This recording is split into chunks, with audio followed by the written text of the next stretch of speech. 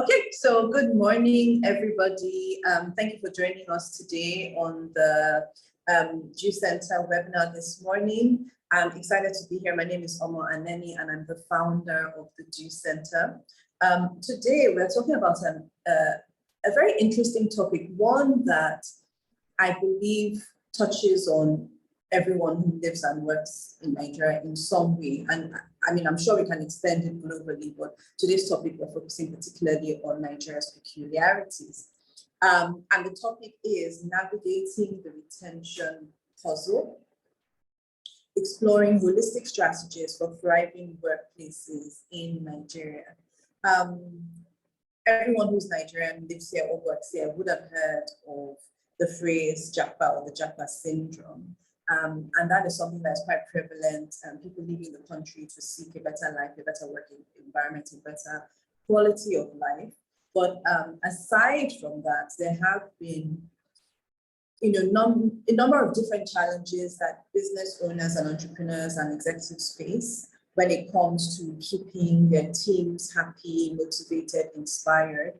To an extent, probably the post-pandemic new normal, where we now have the option of exploring working from home, and a lot of us just see life and I guess our work life differently, and we've begun to expect more, demand more, and we're now aware of lots of other options in terms of how we live and work that we might not have been aware of before or have explored before. So this is a problem that affects business owners and employers of the workforce, but also the workforce itself has now different expectations, different demands, and different needs that they're looking at to keep them wanting to be in a particular job or in a particular work environment.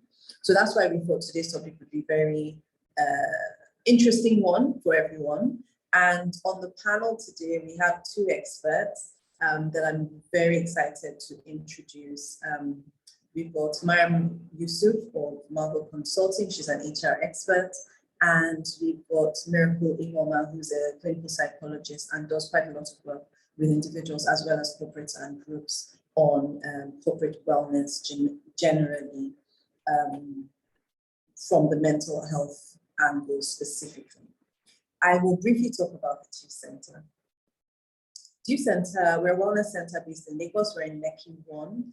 So the Youth Center is a physical space where people can come and take a break from the hustle and bustle of everyday life.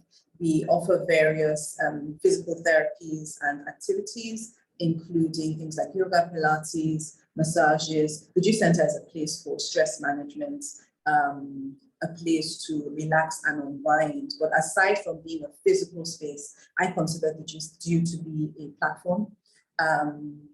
platform for everything to do with wellness. We encourage that people approach their wellness from a holistic perspective. And so we look at not just your physical health, but also mental health. We believe that education is also very important, and that's why we will host webinars such as this to help people equip them with the tools that we can use to live and work better. I'll talk a little bit more about you as we go along, but I would really like for us to go into the webinar proper now. We'll be starting with Miracle Ihuoma, our resident consultant clinical psychologist.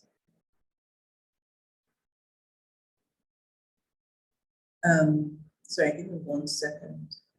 And I will just read a very, very brief bio of his. Miracle Ihuoma is a dynamic speaker. You'll experience that in a minute. He's an author, clinical psychologist, a life coach, and a spiritual shepherd. Miracle has worked with different individuals, families, and organizations as a family life therapist for a decade, as a conference speaker for 13 years, as a clinical psychologist for 5 years, and as a prolific writer for 14 years. Miracle, I've had the pleasure of listening to speak He's worked very closely with the Jew Center on our corporate wellness packages and initiatives. And I'm so excited for the opportunity to introduce Miracle today. I will stop talking now and hand over. I would suggest everyone please grab a pen and paper or your device where you can take notes, because I know that Miracle always spits out valuable nuggets that we can all learn from.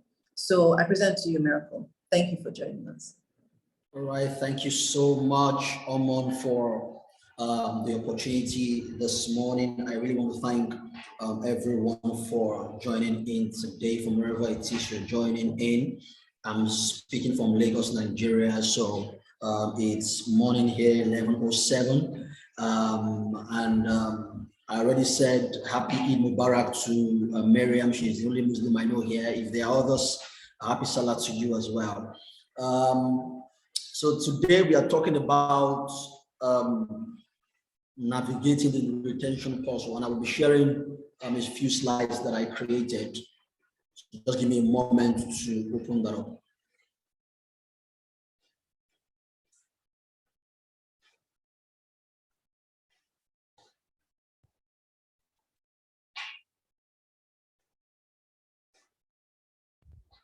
And do let me know if you can see, if and when you can see my slides, please. Yes, we can see your slides. All right, beautiful. You can see your entire screen.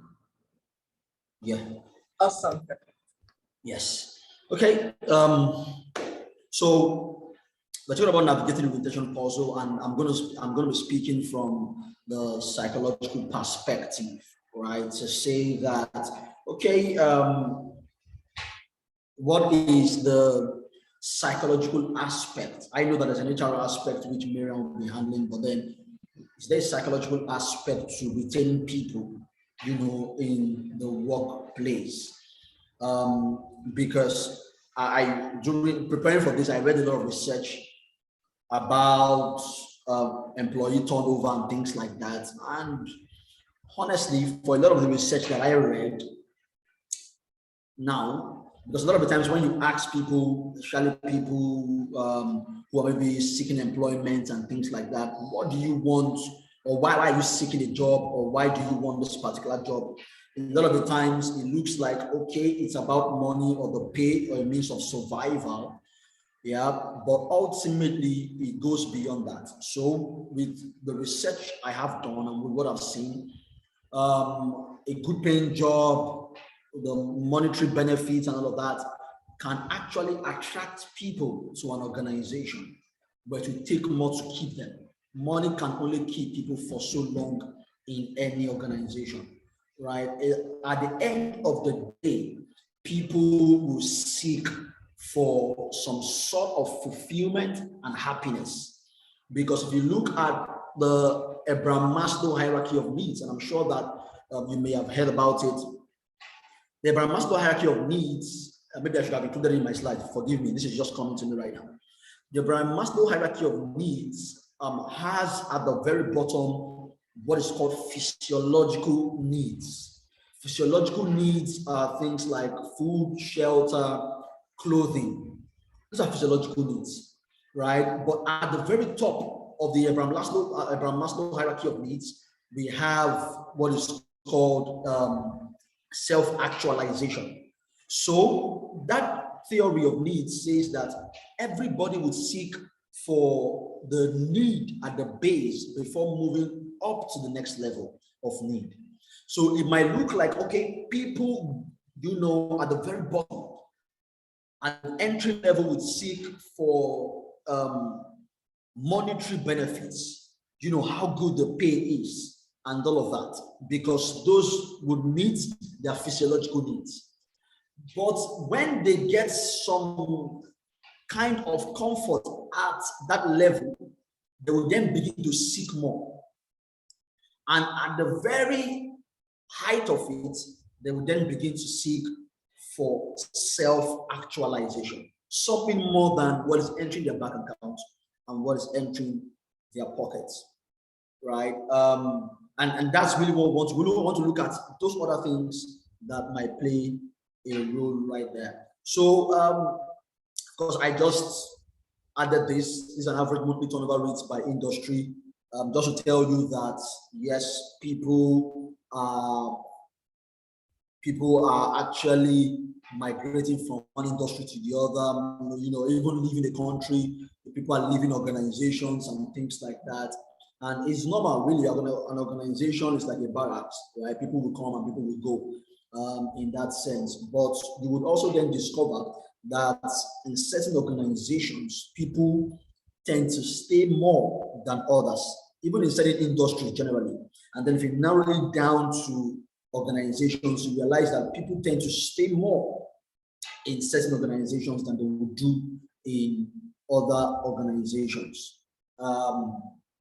So moving on to the next slide would be, why do people go to work, right? That would be the very first thing I would want to consider. Why is it that people go to work? Why do people work? And the first reason people work is for play. Play, right? This is where people work because they enjoy it, because they enjoy working, not just because, okay, it meets their needs, but because they enjoy doing it. Work for them is play, right? And this would also give some insight into saying that if you want people to actually be satisfied in your organization, if you want people to be happy working in your organization as an employer, then you want to create an environment where people see work as play. In fact, even in therapy sessions, as a therapist, one of the things that I do, because after every therapy session, I give my clients what would normally know as homework, right, or assignment. But I recoined mine and call it home play instead of homework, because our brain has a way of interpreting things. So if I see something as play and not work, there's a higher tendency that I would do it. If I see it as work, then I get stressed over it. The reason work is enjoyable to anyone is because they actually see that particular work as play. For instance, I love what I do. And that is why, for me, it's not really work in that sense. I enjoy doing it. So it doesn't take a toll on me. Of course, that's not to say that I don't get stressed, but I enjoy doing it. It's play. It's play for me. So you can tell me, you can wake me up by 2 a.m. and I'll deliver on what I need to deliver on, because I see my work as play. So a doctor at play enjoys the core activities of doctoring: ward rounds, consultations, surgeries, and giving the particular attention each patient needs. Because play is our learning instinct, and it's tied to curiosity, experimentation, and exploring challenging problems.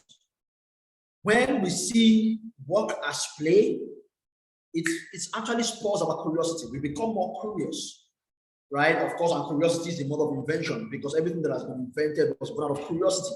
So if you want people to be innovative in the workplace, then we want to link and associate work with play.